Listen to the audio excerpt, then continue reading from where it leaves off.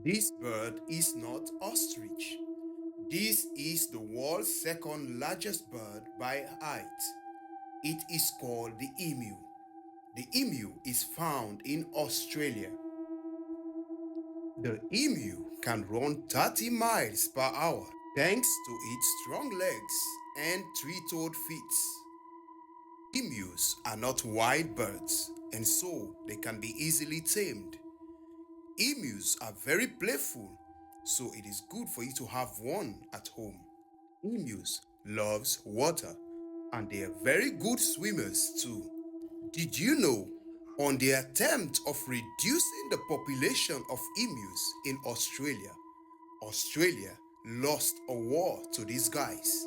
Fun fact, emus are fascinated by shiny objects.